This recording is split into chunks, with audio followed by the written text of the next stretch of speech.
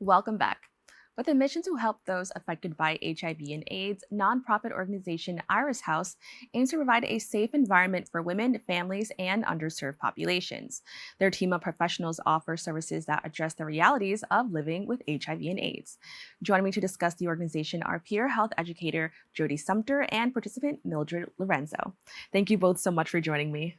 Thank you. Thanks for having us. Now, Jody, can you tell us a little bit more about your organization, Iris House, and the work that you do to help educate people on HIV and AIDS? Yes, so Iris House was founded in 1992 by Iris de la Cruz, which is named after her. So she's an artist, poet, activist during the time when HIV was like really hot.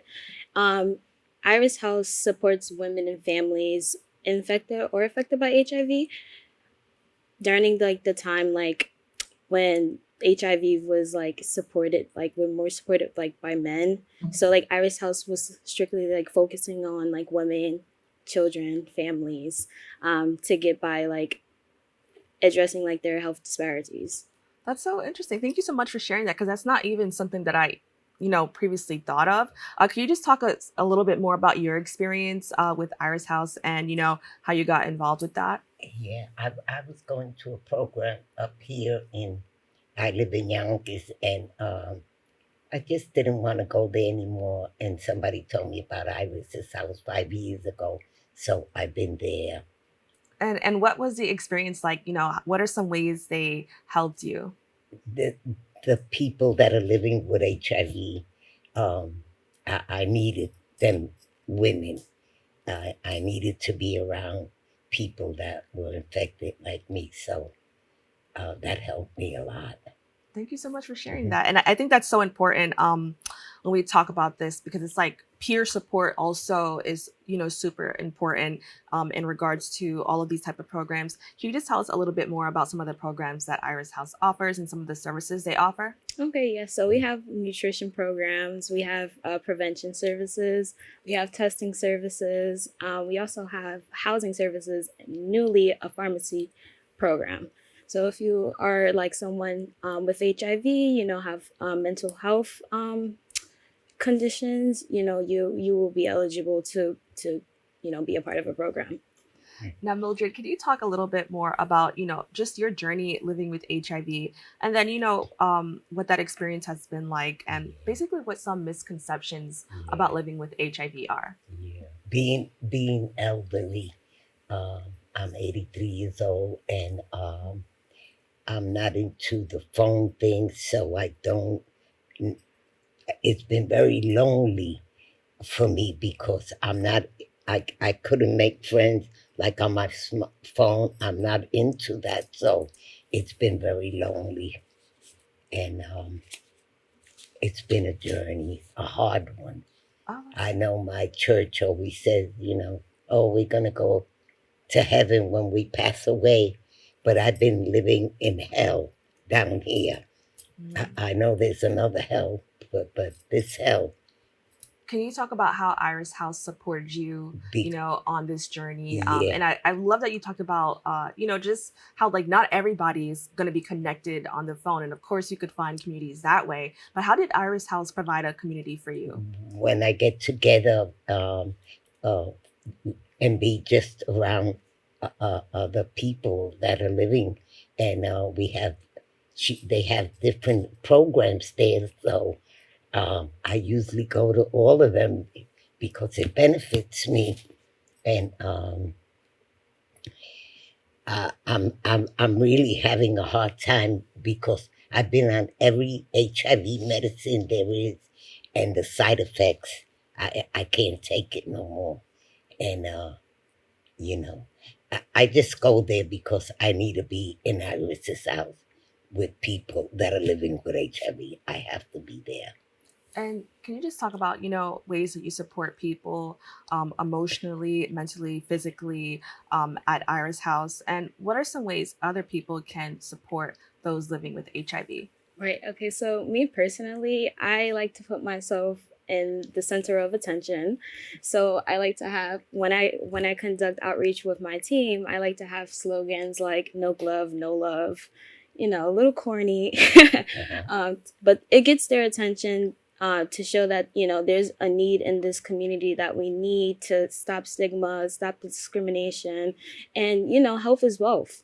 So I try to, you know, since I work in the youth department, I try to show youth that, you are supported here. This is like an open space for you to talk about, your mental health. If you're curious about sexual reproductive health, we're here to answer your questions. Now, can you talk about the misconceptions that people have about HIV? Oh, yeah, that is a death sentence. Mhm. It's a gay person's disease. It was, but now anyone can get it. So, this is really stigmatized. And then can you talk a little bit about, you said that you work with youth. Yeah. Most teenagers receive some sort of formal sex education before they're 18. What are some ways or what are some of your efforts to further educate young people about, just sex and education? And then what are some of your youth programs? Okay. Well, actually, we have two youth programs. So I work under U program. So we work with 13 to 24-year-olds, and then there's Project 1329, which they go up to 29-year-olds. They both have evidence-based programs. So U program has Seek and Safety, so it's a trauma-based substance abuse. Um, and then we have Clear, which is called the Choosing Life Empowerment Action Results. And this evidence-based program focuses on health behavior change.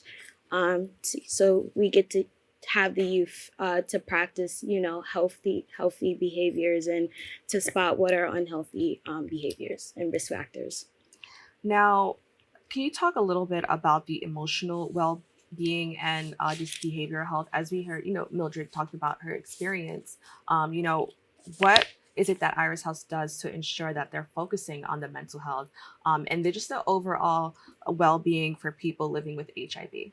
Right. So, like, you never know, like, what a person is dealing with that has HIV. So, the medication, the support from family, discrimination, financially. Iris House, we have our nutrition, housing programs, and also, like, with our LGBTQ programs, we have cognitive skills and job readiness programs. So, all the programs is going to support everyone who's eligible, who's in need. Did you want to add to that? Well, I usually go to a senior center and do fashion shows, but I remember going there, and they had a woman pastor there, and people think that the elderly are not having sex, and they're having sex. So they used me that day to, after the setting was over, I told people to come and talk to me, and they asked me, "You're HIV positive?" I said, "Yes. This could happen to anybody, and even the elderly." So I found that I had a place, my voice was being heard for the elderly. And I'm very proud of that, because before I leave this earth, I want to leave something with my. That's nice, and it's great that you're even here today, making a difference and making sure that your voice is heard. So I just want to like put that in there that we appreciate both of you for taking the time to talk about this and share this experience. Now, Jodie, can you talk a little bit more? I understand that you also have a condoms and outreach program that I believe is supposed to talk about safe sex. Can you expand on that? Yes. So our condom and outreach program. So we are located in Harlem, but we do have services in South Bronx as well. So what the outreach program really looks like is we usually do tabling on 135th on in the on Lenox Avenue by the Schomburg Center with our mobile vehicles. So we have testing for syphilis and hepatitis C and HIV, because those three are the blood rapid tests. So we're able to do them, on the mobile vehicle. So it's really just tabling. We have like our safer sex kits that I have that, I make. Can We you tell us a little bit more about that? I like that you brought a prop to show us. So can you just explain what it is and like what comes inside of it? Oh yeah, so these are safe for sex kits. This has 10 external condoms, one internal condom. Sometimes I like to switch it up and put two because female condoms are really expensive. Then we give 10 lube, directions for both internal and external condoms, and our program information. That's awesome. And a QR code for our like Instagram or TikTok or Spotify. Come jam out with us. Well, I think this is like amazing. You guys are doing like really great work. Iris House 30th anniversary is approaching in a few months. Can you just share, how the organization will be celebrating, and what that event will look like? Yeah, so we're celebrating internally. So we're planning on doing a fundraiser. We're recognizing all the members and our staff members, just to say thank you for the work that you do in Harlem and the South Bronx, and that, there's a future. There's a future. I'm the future. That's amazing. And then can you just talk, I guess, what you hope to see in the future for a place like Iris House? Yeah, I'm just looking forward to seeing more things happen, and going back to the condoms. I take my condoms to the Orchard Beach. I'm an Orchard Beach lover, and they have a lot of activity there now, and they remodeled Orchard Beach. So I take my little chair. I got like a little table that I take, and my yeah. Well, I appreciate you both so much for joining us once again. So thank you for educating our community. As we all mentioned, as we all know, education is important. So thank you once again. Thank you so much. If you or anyone would like to participate or work with Jodie and the Iris House, please go to their website at www.irishouse.com. We have to take a quick break. We'll be back with more open right after this.